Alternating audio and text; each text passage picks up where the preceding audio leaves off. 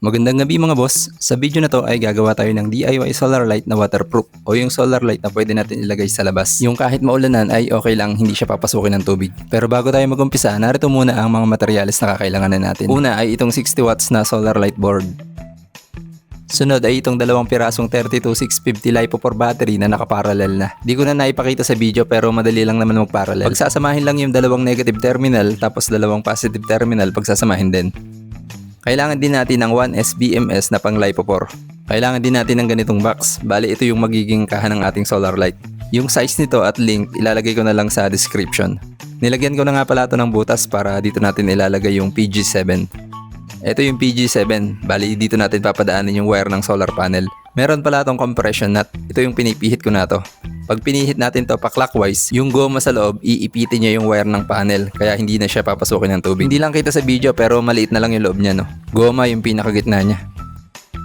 Next mga boss ay gagamit din tayo ng stranded wire. Itong gamit ko na to ay number 22. Pero kung meron kayong mas mataba, mas maganda. O paano mga boss, umpisa na natin.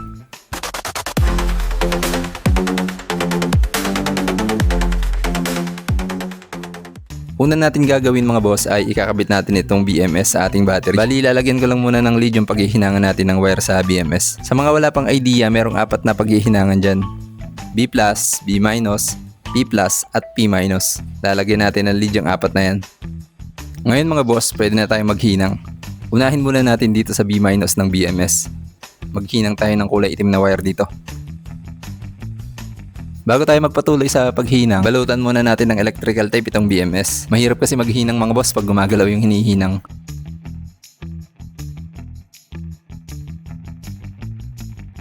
Ayan mga boss, okay na. Ngayon naman, pwede na natin ihinang yung wire na galing sa B- ng BMS papunta sa negative terminal ng ating battery.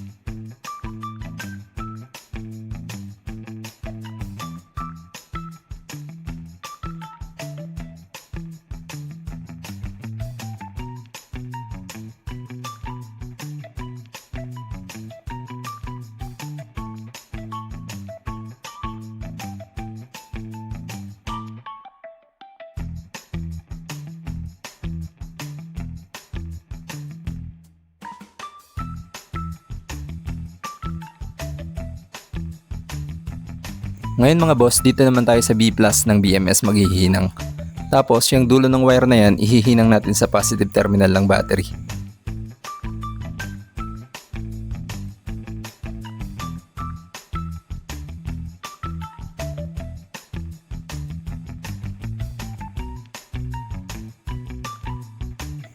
Ayan mga boss, okay na tayo sa battery. Dito naman tayo ngayon sa box o yung case ng ating solar light. Yung 60 watts mga boss na solar light board ay kasya dito. Itong hawak ko na to mga boss ay sa takip natin nilalagay. Ganito lang ang paglalagay niya mga boss. Panoorin nyo. Goma siya mga boss. Bali maiipit siya ng takip at saka ng mismong box kaya hindi siya papasukin ng tubig. Bali dahil dito kaya magiging waterproof yung ating solar light.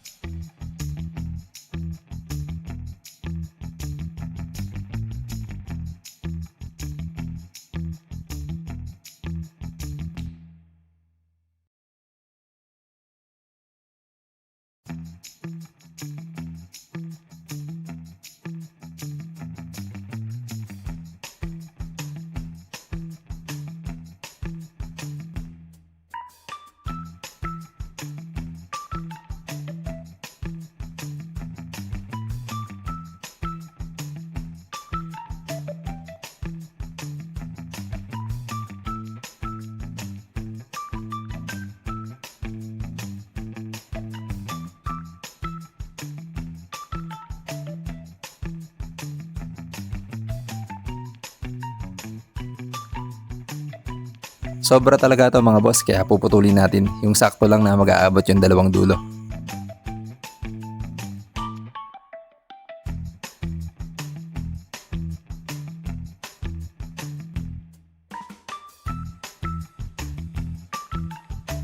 Ito naman yung tinatawag na PG7. Dito pinapadaan yung wire ng solar panel. Para sure na hindi papasokin ng tubig yung pagkakabitan natin ng PG7 na to, kung may sealant kayo dyan, pwede nyo lagyan ng sealant bago nyo higpitan yung nuts para sure lang tayo na hindi mapapasok ng tubig.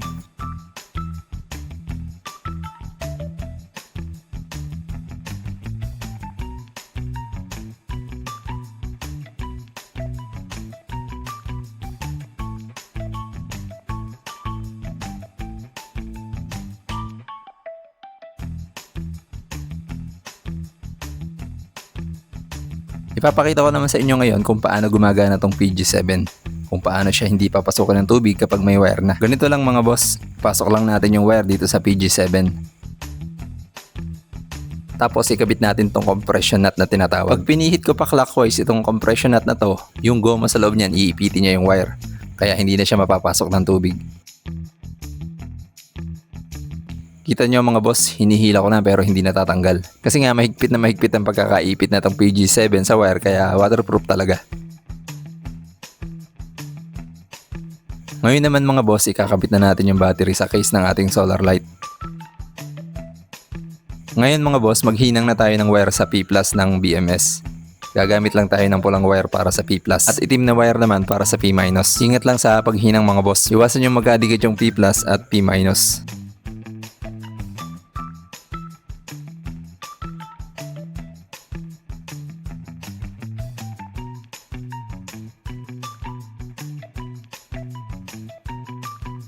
Bago tayo magpatuloy sa pag-wirings, i-check muna natin kung may output yung BMS. I-set lang natin sa DC yung tester. Check muna natin yung battery nung hindi pa dumadaan sa BMS. Ayan mga boss, meron lang siyang 2.7 volts. Masyadong mababa. Ayan mga boss, goods na goods yung ating BMS kasi may output siya. Pero kung halimbawa nag-test kayo tapos walang output yung BMS, i-charge nyo lang siya at magkakaroon na siya ng output. Ngayon mga boss, dito naman tayo sa ating LED board o solar light board. Ang wirings niya ay basic lang. Dito sa BT-, dito natin ihihinang yung wire na galing sa P- ng BMS. Dito naman sa BT+, dito natin ihihinang yung wire na galing sa P+ ng BMS. Tapos sa S+ at S- naman natin ihihinang yung positive at negative terminal ng solar panel. Lagyan muna natin ng lead yung mga paghihinangan natin ng wire.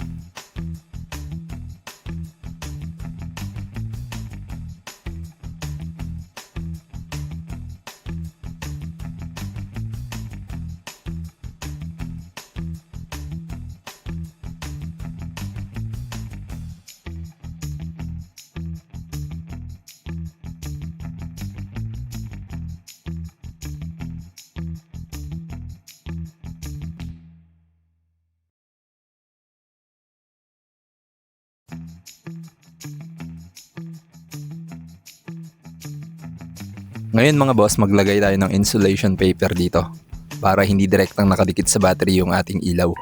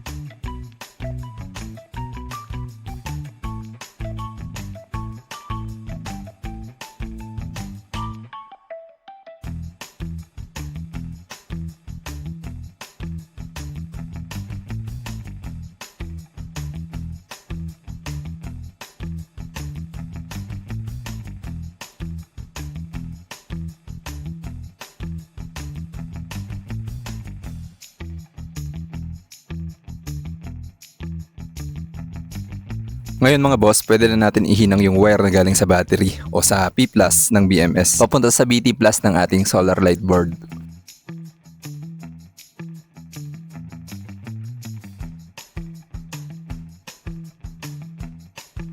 Ihinang na rin natin yung wire na galing sa P minus ng BMS papunta sa BT minus ng board.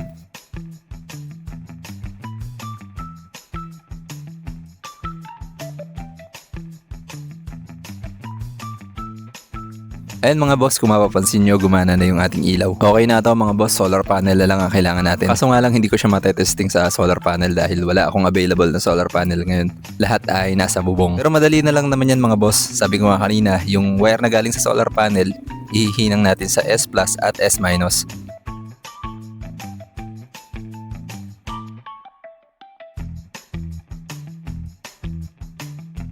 Dito mga boss, ang gagamitin ko lang muna pansamantagal ay glue gun or glue stick. Pero hindi talaga ganito ang ginagamit dyan kasi sa pagkakaalam ko umiinit yung likod na yan. Eh hindi naman heat resistant ang glue stick. Kaya panigurado bibitaw yung ilaw na yan pag ganito lang yung ginamit nyo. Huwag nyo itong gagayahin mga boss ha. Gumamit na lang kayo ng sealant o kahit anong pandikit na kahit mainitan eh hindi matutunaw.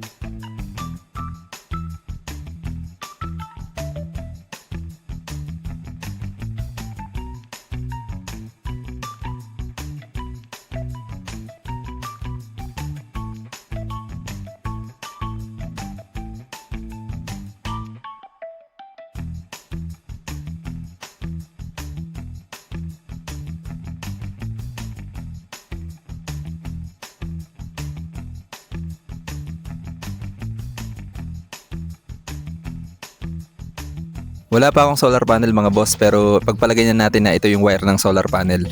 Ipapasok lang natin yung wire dito sa PG7 at ipagpalagay na lang natin na yung kulay blue na wire yun yung positive. Ihihinang natin siya sa S plus.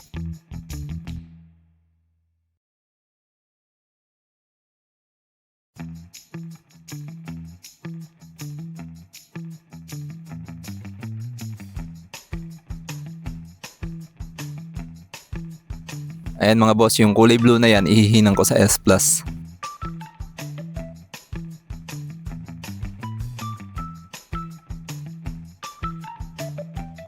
Tapos yung kulay brown naman ihihinang ko sa S minus.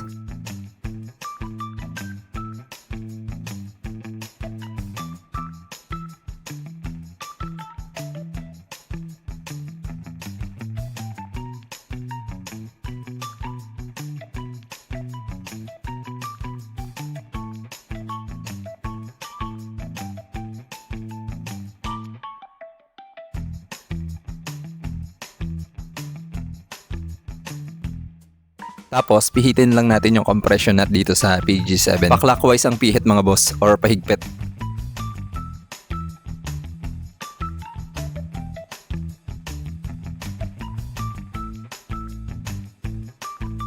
Ngayon mga boss, ikabit na natin yung takip. Lahat ng materyales na ginamit ko dito, ilalagay ko sa description yung link. I-click nyo na lang yung link para sure na legit yung mabili nyo.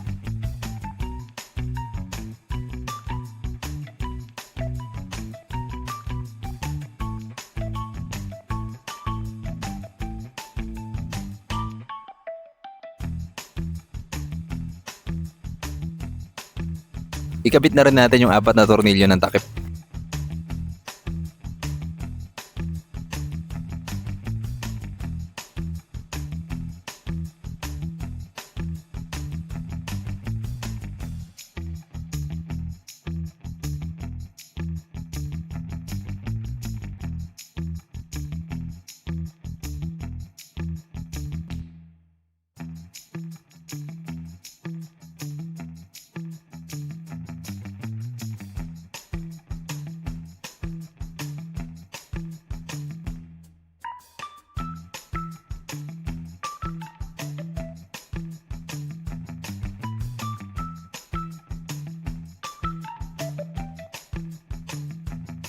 Ito na mga boss, ganun lang kadali. Meron na tayong solar light na waterproof. Testingin ulit natin. Ayan mga boss, maliwanag siya kahit medyo mababa na yung karga ng ating battery.